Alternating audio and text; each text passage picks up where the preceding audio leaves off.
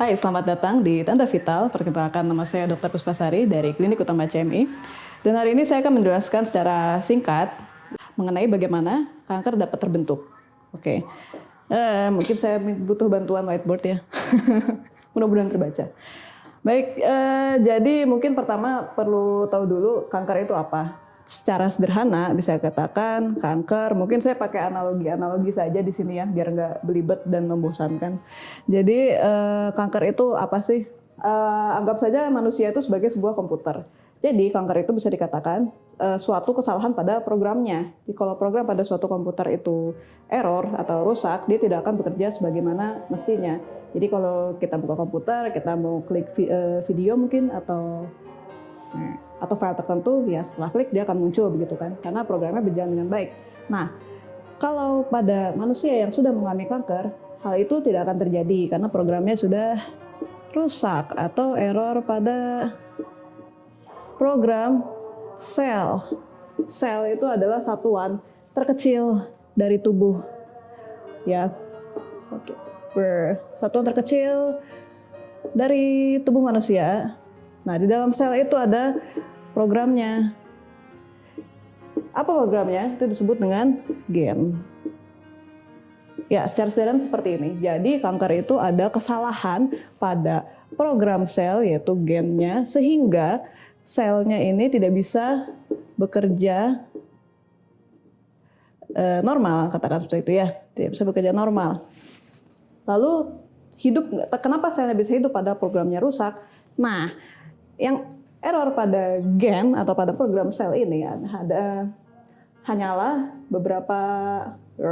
hanya kehilangan beberapa fungsi saja. Yang masih ada dari sel kanker adalah untuk makan dan untuk berkembang biak atau membelah diri. Nah, pada sel normal harusnya fungsi ini itu teratur. Jadi ada waktunya kapan sih sel itu harus membelah, kapan dia berhenti membelah, atau bahkan kapan dia sudah kadaluarsa, katakan seperti itu ya. Dia harus dihancurkan dan dibuat sel yang baru. Tapi pada sel kanker, fungsi-fungsi itu sudah tidak ada. Dia hanya tahu membelah saja, terus membelah, tidak terkendali. Itu bedanya ya, tidak terkendali. Dan dia hanya makan, terus-terusan makan. Sangat meningkat. Dari mana sih makannya sel? Itu dari pembuluh darah. Itu dari pembuluh darah ya, yang memberi makan sel, atau bahasa kerennya angiogenesis. Angio pembuluh darah, genesis pembentukan. Jadi agar sel ini bisa terus makan, dia akan membuat pembuluh darah baru. Yang dampaknya terhadap sel normal adalah kelaparan sel normalnya. Karena makanannya lebih fokus memberi makan pada sel kanker, sehingga itulah satu lagi permasalahan pada penderita kanker, seperti itu ya, sehingga sel normalnya kelaparan, seperti itu. Nah, pertanyaan besarnya, kenapa ini bisa terjadi? Kenapa program pada sel tubuh bisa error? Secara garis besar itu terbagi menjadi tiga proses, begitu ya. Yang pertama ada inisiasi, yang kedua ada promosi, yang ketiga ada penyebaran. Ketika ada penyebaran, ya kanker bisa berpindah tempat seperti makhluk hidup yang mandiri. Jadi, pertama inisiasi. Mungkin sering mendengar istilah ini ya, karsinogen. Makanan mengandung karsinogenik, apa itu sebenarnya? Inilah pemicu pembentukan kanker. Apa itu karsinogen? Karsinogen adalah istilah bagi suatu zat yang dapat memicu kanker. Jadi sel sehat itu dia akan sensitif dan bisa memiliki potensi untuk berubah menjadi kanker, begitu ya.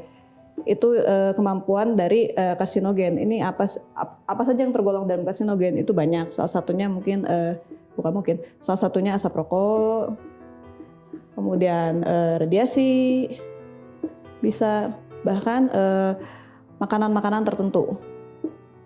Ya, makanan-makanan tertentu dengan pengolahan tertentu itu sangat kompleks. Jadi karsinogen itu banyak sekali jenisnya. Dan tidak serta-merta begitu adanya karsinogen, program sel itu akan rusak dan menyebabkan kanker. Tapi dia membutuhkan tahap kedua, yaitu promosi. Promosi atau kata bendanya promotor ya. Dia membutuhkan promotor atau kalau karsinogen ini pemicu, berarti dia butuh yang bisa mewujudkan kondisi yang disebabkan oleh karsinogen berubah menjadi kanker. Jadi kalau karsinogen sendiri atau promotor sendiri terutama ya, kehadiran promotor itu sendiri itu tidak serta-merta dapat menimbulkan kanker begitu saja, tapi mereka butuh dua ini. Jadi sel itu sudah sudah terpapar oleh karsinogen, kemudian dipantik oleh adanya promotor. Nah, ya. Gabungan dari kedua inilah yang bisa akhirnya berujung pada kanker. Nah, apa saja sih sebenarnya promotor itu? Promotor itu macam-macam ya. Tergantung dari karsinogennya itu sendiri dan sel apa yang berpengaruh. Jadi, uniknya lagi, setiap sel dalam tubuh, setiap organ dalam tubuh yang terdiri dari sel-sel itu memiliki tingkat sensitivitas yang berbeda terhadap karsinogen yang berbeda-beda gitu. Jadi misalkan ada karsinogen zat A gitu ya. Zat A dia itu lebih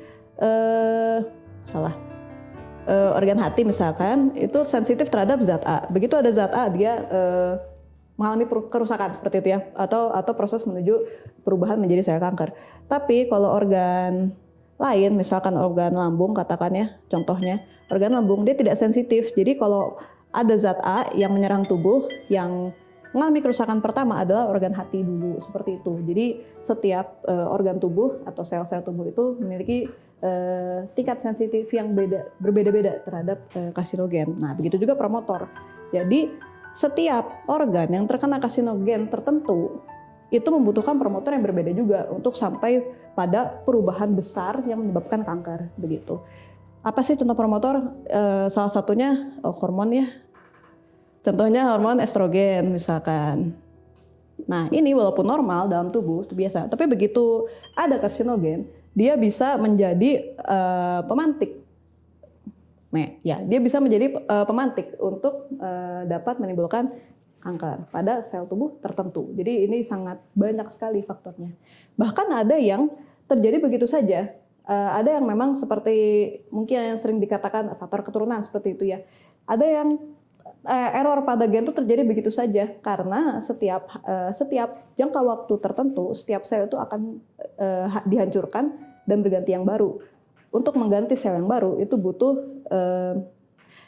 butuh pengopian data gen. Seperti kita fotokopi buku terus-menerus, lama-lama kan akan mungkin ada huruf-huruf yang hilang, ada huruf-huruf yang tidak terbaca, seperti itu. Itu juga terjadi pada sel dan itu bisa terjadi begitu saja, seperti itu. Kemudian yang terakhir adalah penyebaran.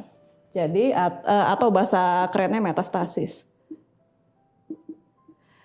Begitu sel sudah berubah programnya dan berubah menjadi kanker, sel-sel kanker ini memiliki sifat atau ya tindakan yang seperti makhluk hidup mandiri begitu. Jadi dia bisa lepas dari tempat asalnya. Misalkan sel kankernya mulai muncul di payudara misalkan ya, jaringan payudara. Dia sel pertama yang berubah menjadi kanker itu adanya di payudara. Tapi begitu dia terus berkembang dan menginvasi atau memengaruhi sel-sel sehat di sekitarnya, lama-kelamaan si sel kanker payudara ini dia bisa lepas begitu saja dan masuk ke dalam pembuluh darah atau pembuluh limfe. Dia bisa lepas dan berjalan lewat pembuluh darah atau limfatik begitu ya. Lalu sel kanker itu akan berjalan sepanjang pembuluh lalu menempel pada organ yang lain.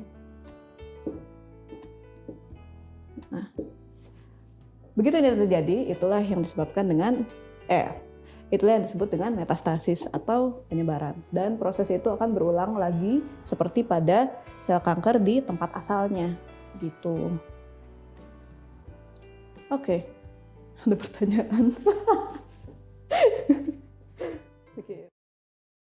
Oke, barusan saya sudah menjelaskan mengenai apa itu kanker dan bagaimana proses pembentukannya.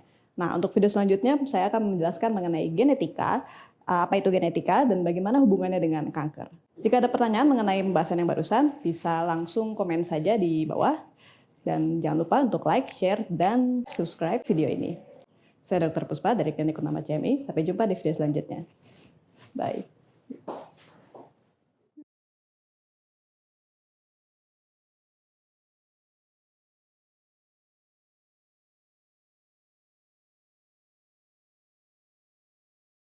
Yang pertama ada inisiasi, yang kedua ada promosi, yang ketiga ada mampus lupa.